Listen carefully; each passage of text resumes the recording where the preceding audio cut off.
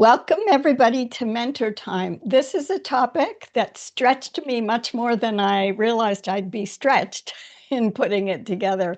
Talking about the impact of AI on work, which we've been looking at quarterly as we've gone through work trends now, but also the technology revolution. And so I think it's really an opportunity, and it gave me an opportunity when I tell you how much I stretched myself in AI.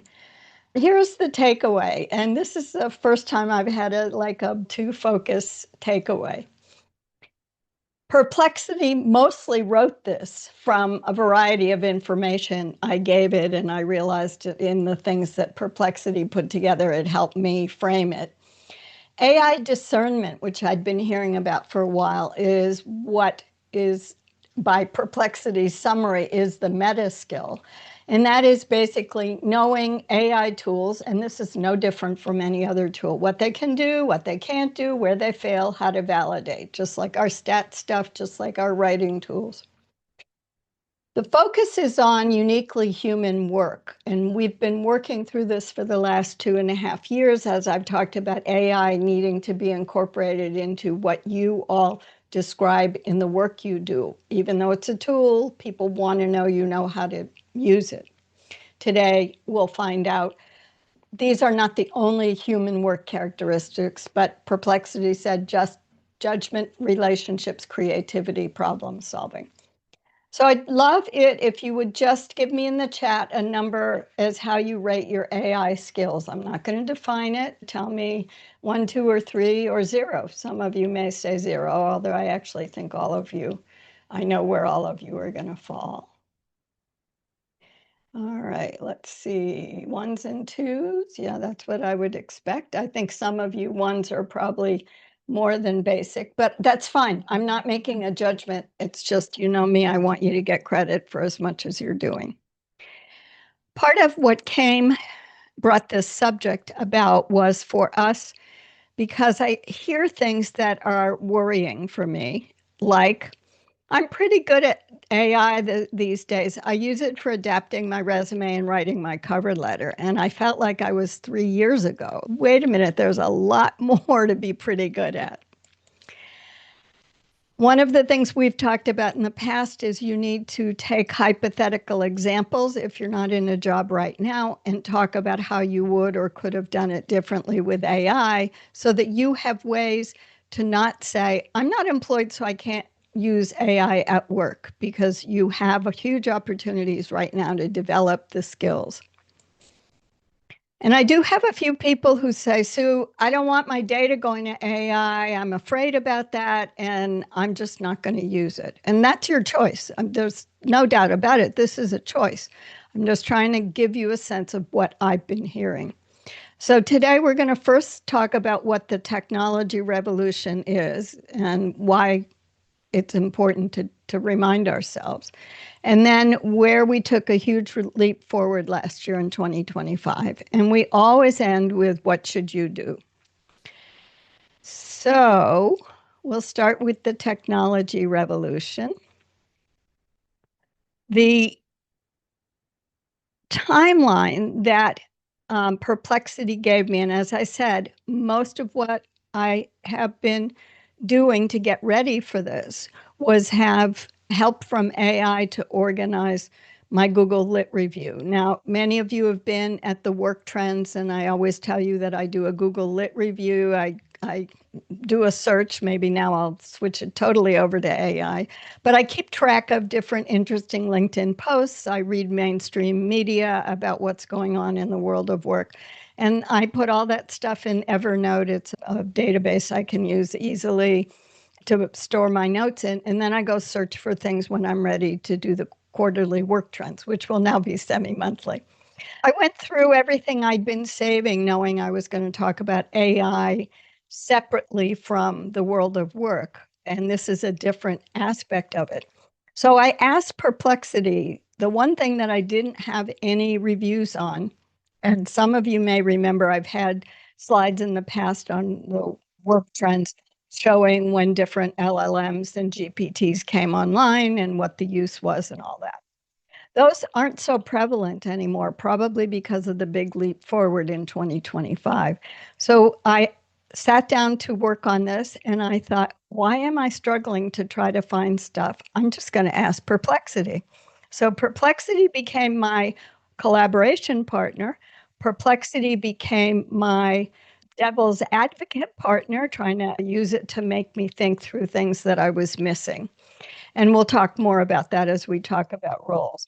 So we're way back now in 2020, 2021, when we had remote work being normalized. And in fact, the amount of remote work has almost not changed at all since 2022. That's how that stabilized. But we did see the early peaking of the GPT-3 when it was hallucinating about everything. And we move on to 2023, and we're getting into much more growth. And that's when a lot of the other LLMs came along. We started to see Claude, we saw Llama, there was a version of Llama that was out. And it was the first evidence being talked about AI affecting task mix.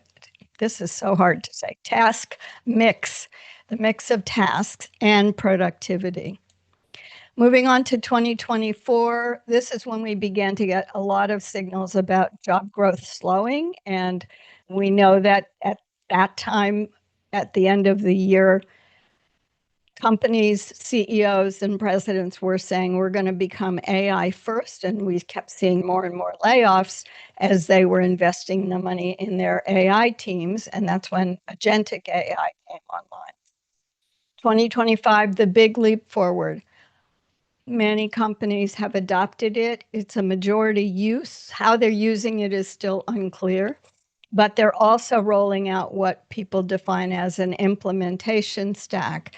I have a lot of direct references to send out for you all if you want to dig into any of this. Most of it will become, if there's something you're interested in, contact me and I'll send you the amount of work I did for it. I felt like I was writing a term paper for one of my courses. I did so much research work, but I had help. So now we're in 2026, AI augmented workflows. We're seeing that it is harder for people in jobs to ignore the fact that AI is coming in. And that's caused slower job growth, lower entry rates, especially for younger workers. And AI is being adopted by companies in hopes of growing faster. I'm not sure where this research comes from. It says that firms that are adopting AI are growing faster and employing more people, and yet they're the same ones doing layoffs. So this was my experiment when I asked it to tell me what the shifts have been over 5 years. I made a very detailed prompt to say, please make a chart and give me the trajectory of change, give me the speed of change, and give me the topic areas. It came up with these 6. I don't know where the 6th one went to. The important thing about this is it's not really a chart of speed or anything. It's just laying it out by year. This is good enough to show you all that we're at stability on remote work. We're just beginning to see creator-led recruiting. We'll be talking about that. But AI has gone on a straight upward trajectory all along. So as we get into now the big leap in 2025, when you use AI, I want you to think about what roles have you done when you've used AI? Can you define what role you acted as, or maybe you even put in the instructions, make me a marketing expert and tell me blah, blah, blah, whatever. So you were allocating work. That's good. Interviewing, great. Job searcher editor. Okay, good. Expand my thinking around a topic. Yeah, these are all great. At this point, I'm starting to give Perplexity a lot of the things I've captured. So they may be LinkedIn posts, they might be mainstream media. In some cases, it was presentations people have made, and I had copies of their slides or the visual used in making a post about it. I decided I'd ask Perplexity to tell me what roles it sees out of everything I had given it. I'm just reminding you, I'm not asking Perplexity to develop all this from whatever Perplexity's already scraped or whatever model. I think the model it used was Claude. I'm giving it information as well from different sources, and you'll see this in some detail I'll show you soon. So the first role was AI augmented operator. Now, for each of these roles, I did a 2 or 3 word phrase that for me said, oh, that's the person who. So in this case, it's a person who's using AI to work faster. The AI workflow designer is designing processes and workflows and building them using AI to make more efficiencies. Very clear problem solving storyteller is going to be a results narrator, not just a storyteller. The AI oriented judgment partner is a collaborative partner, and I think that's more of what I did. And Ron will probably tell you about some of what he's been doing with AI. Delegation architect, there's actually a role of people who allocate work in a team across different AIs and across different aspects of work needing to be done. And I hadn't thought about that. I don't work on teams much anymore. So it was very interesting to think about, oh, yes, you do need someone like the project manager who says, oh, we need an evaluation specialist, we need a communication specialist. This is now an AI work allocator. Prompt and brief designer, I was surprised it came up with this because prompt engineers is what they called them 5 years ago when we first started talking about this. Writing prompts has gone out the window. Most of us can write them and write them well, but it designs prompts. I'm not sure what the brief is because they did come with some detail, but not a lot.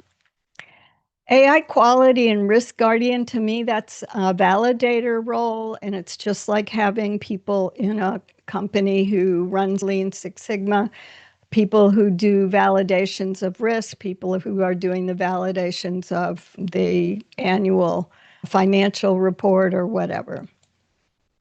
AI ethics and diligence steward, these are the people who are taking care to guarantee that you reduce your risks and have better outcomes, in this case from AI. Again, these are all my terms for it. And AI-enabled communicator and relationship builder. Now, this one I have trouble with. I don't understand where it came from.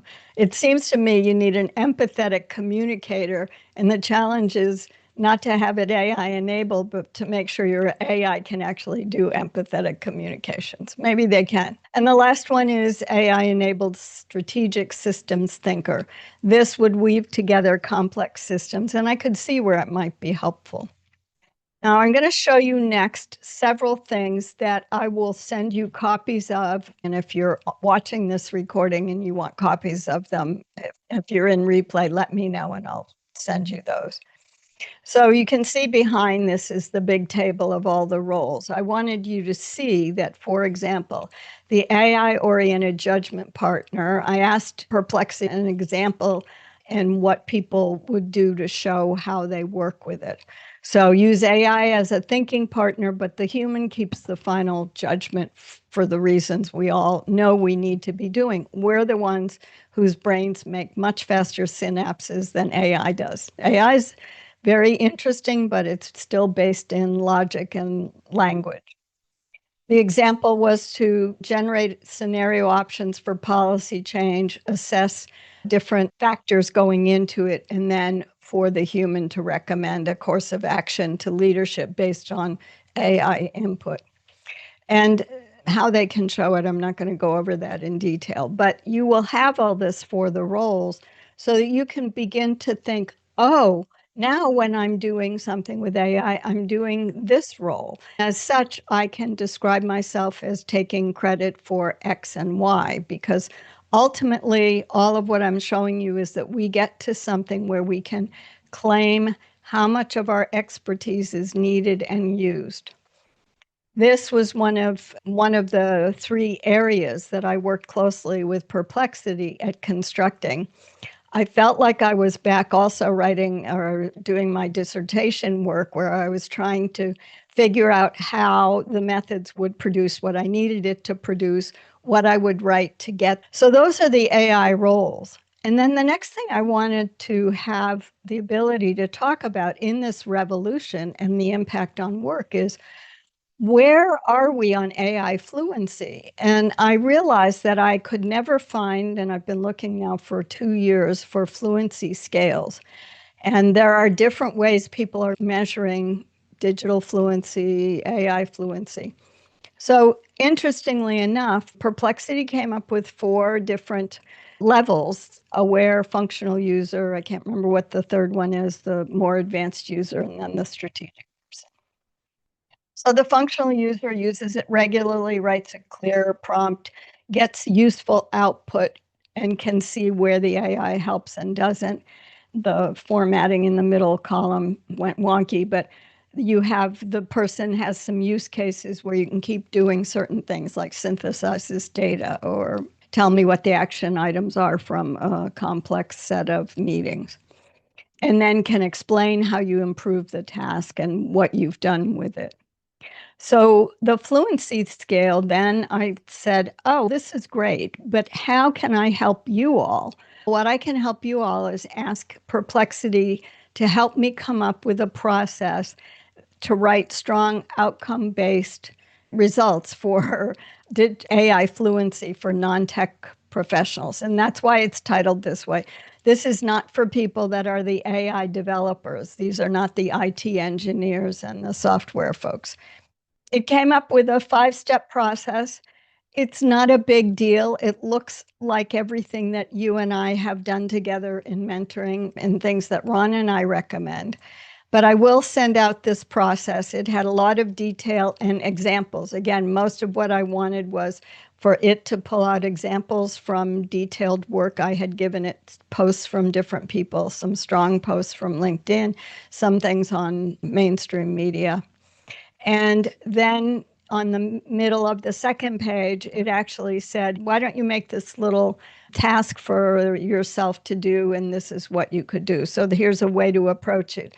Going through step 1, step 2, 3, then it says in the middle, start by picking a task that you improved or will improve with AI, and then you go from there. And that's a little formula lead through that you could use. And a lot of interesting references. All of this work was really interesting for me because I had to figure out how to get it to use data that I was giving it from different people's inputs that I'd collected, as well as what they knew innately. Perplexity did a pretty good job of supplementing my information and not ignoring it, which I'm really happy about. So where does that leave us? What should you do? Here's some things for you to start to think about. If you look at the first slide we went over was where is the technology shifts in the last 5 years, and we came up with those 5 categories. You will see under the career implications things that you need to be aware of. I'm not going to go over every one of them. But for example, can you use AI becomes a hiring question. And it's not just can you use it? Oh, yes, I can. That's where you have these examples that we've been talking about and we'll continue to talk about. We'll talk in a minute about more on online presence, digital collaboration, where you need to be seen, and what AI discernment as a differentiator can do. Because the word discern means to make a decision about something critical based on all of your experience and information. That's not an exact definition, but that's close enough. So discern means not just to decide, but it means to differentiate. And that's a lot of what we need to represent that we are doing. And that is bringing our expertise, bringing our millions of synapses every second to the best we can using AI, and basically being the person in charge of AI is how I'm looking at it. A suggestion that came up from the AI roles was to use the roles descriptors, and there are a lot of examples in that. Again, you'll get a copy of that. But it gave me this sentence, AI augmented operator and workflow designer. So that's one of the titles we went over. For marketing campaigns, I design human AI processes that cut production time while keeping brand voice and ethics intact. You can imagine Sue wouldn't leave it alone because it's a very weak statement the way it starts out. No one's going to know what that role is except you because they probably haven't read a paper about all those AI roles. So I reorganized it to be an outcome oriented, outcome focused statement. I took cut production time while keeping brand voice and ethics intact as the first thing. That's the highest level contribution outcome you're achieving. For marketing campaigns, now we know what it was focused on. As an AI augmented operator and workflow designer of human AI processes. So all of that was the same. I took all the words. You can compare it if you want. I put it in here so you could see. But it's much stronger if the first line tells you exactly what the outcome that you're contributing to is. Your career forward, you need to face the fact that you're going to be found anyway. Whether you try to keep all your stuff off the web or not, it's not going to help you. It's already out there. I know most of us know that, but people still tell me they're very worried about what's out there. It's a little too late to be worried about it. It's been over a decade ago that Palantir got to buy into Facebook's 900 million user database, and we've never recovered since then. So your digital footprint's important, as important as resumes and cover letters now. I discovered a new term as I was reading this first statement from Perplexity. It called it a primary discovery surface. I had no idea. I knew what they were aiming at, but I'd never heard it. So I searched on it, and this was the explanation. The main first stop channels where users find info, products, or content.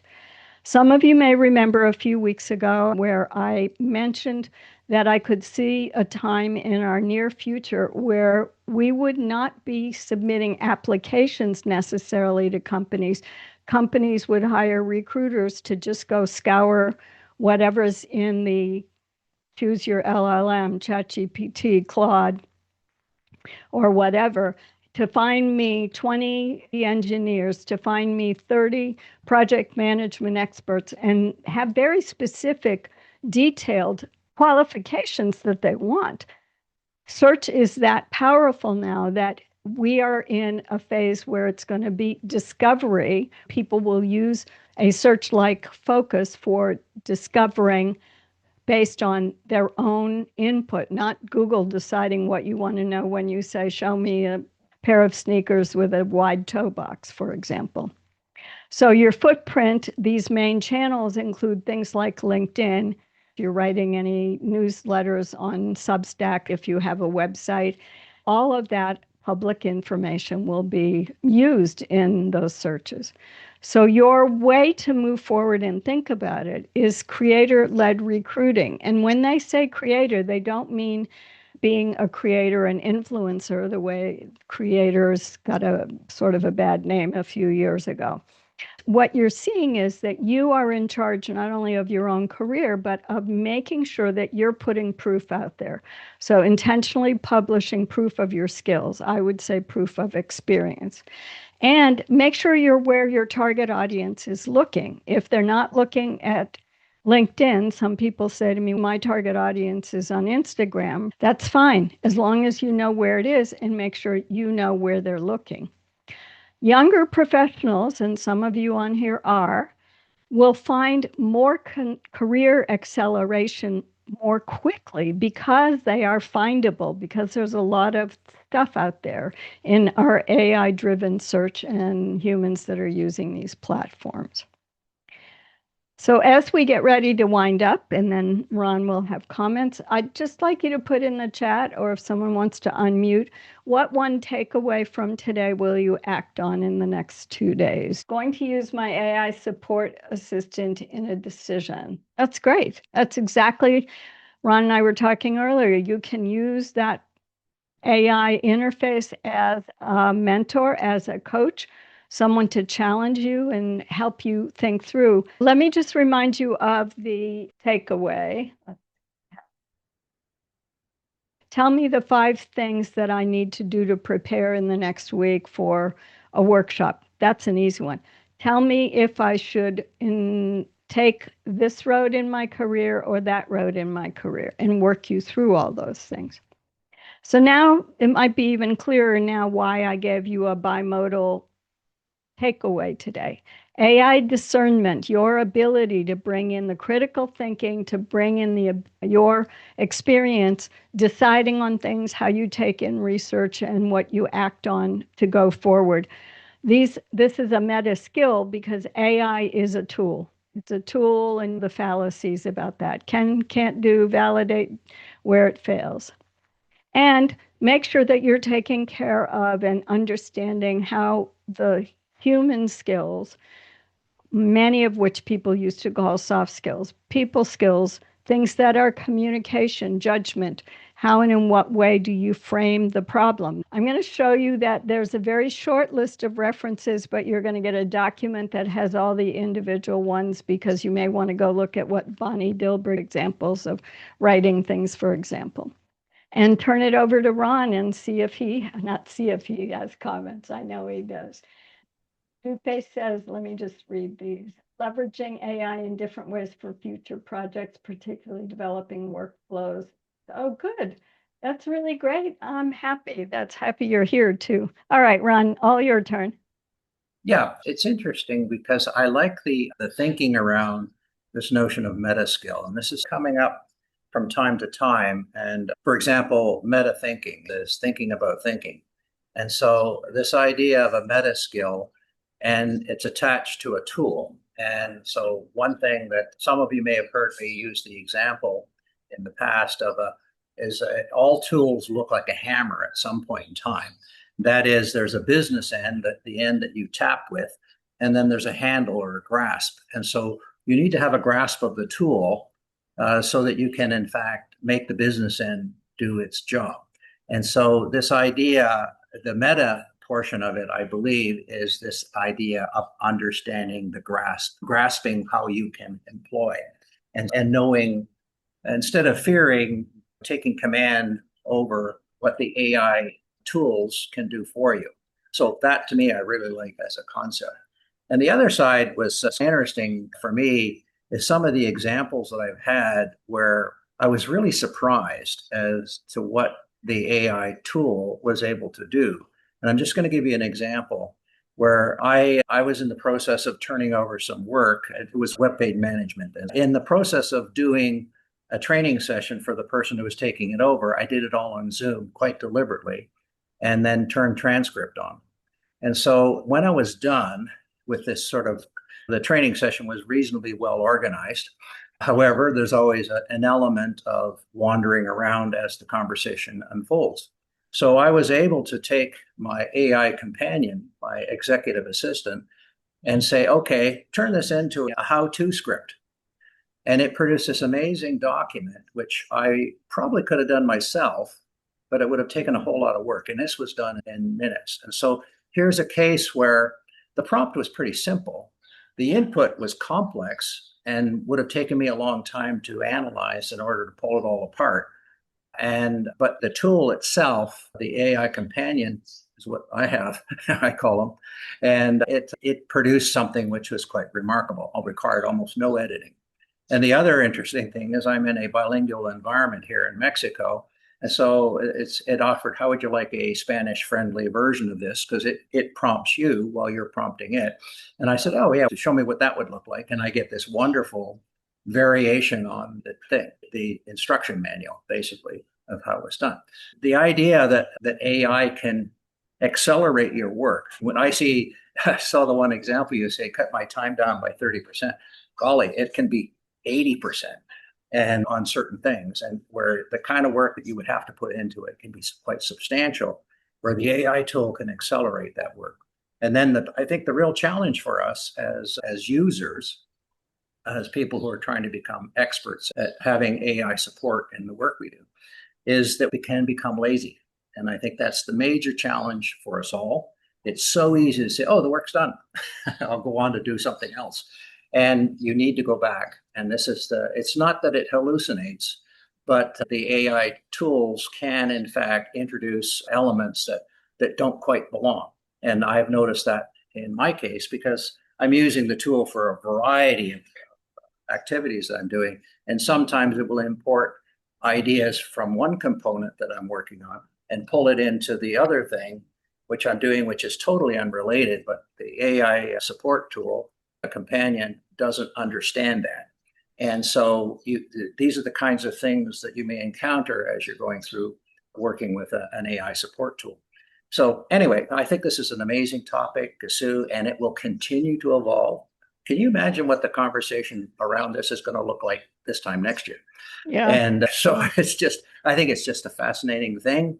And let's not be afraid. Let's embrace. And I really love how you took a description, which was focused on using the AI, and turned it into an outcome focused on the business objective, and also the fact that the tool that was used involved AI. And it looks just like everything else we propose to people. It is, yeah. It's just that the tool was changed. Yeah. Thank you. I do want to point out this is just a side lesson for you all. On the bottom left of the screen, it's hard to read this. So yesterday I was thinking, gosh, I wonder what's happened about how do you cite the help from an LLM. So I went and looked at it, and it said cited as Perplexity, give a title, and then give a URL. And I'm like, but wait a minute. I didn't just ask it, except in the first place where I asked it, please tell me the shift's technology over 5 years. It did that whole thing. The rest of it, I actually had contributions from other people. I identified them, I whittled them down, I did my research, whatever. And I defined the prompt and the extracts and how they should be used. So I've written this as an example for you all. You'll see it in the references. So the first part of it, Perplexity AI, is how I was told in a Google search that led to 2 different places, this is how you cite the LLM. But then I put in parentheses, roles and categories. This was the specific thing I was working on. This is where the takeaway came from. In Perplexity, blah, blah, blah. Contributor references at end. Dr. Sue Griffey identified key extracts used and or referred to. I wanted to mention this because I want you all to start thinking about how do you take credit for taking control of the AI you're using, and not just fall in this trap of, oh, Google search says you should just label it all as Perplexity. I'm like, hey, I didn't spend 5 or 6 hours just trying to get the data out of you to be told that I can't put my own contribution there. I wanted you to see an example of what I thought would be reasonable. The idea that for me was that this was important for people I was working with to understand that I was using an AI support worker. And so I'm just going to share with you one of the things that I did, and Sue will laugh at this because 6 months ago, I wrote an article about my creative assistant, Pal, and we actually did a MentorTime quasi coaching session where Pal was in fact, the student. And Pal actually responded to Sue's comments and actually rewrote its own job description. Anyway, so for me, I felt this was really important. And the important part that I kept in here was this typo, because to remind me, typo doofus, you're a bit stupid.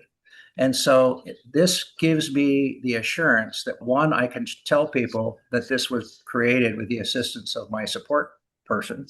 And it also has the potential for being wrong. Okay, I did a lot of the work, but then I also used this assistant to bring it along. So for me, I felt it was important some time ago to let people know that I'm not doing this on my own.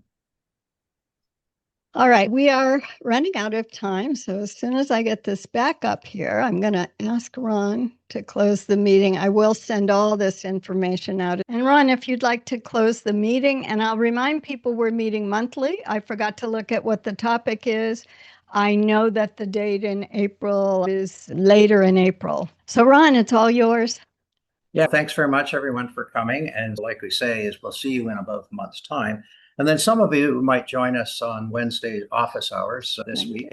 And so there are other opportunities, in fact, to share with one another elements that you learn or questions you might have. And so this Wednesday, we're going to be looking at some things as well. Interesting, AI is part of it. But thank you again, and look forward to seeing you next time. Thanks, everyone. Good to see you all.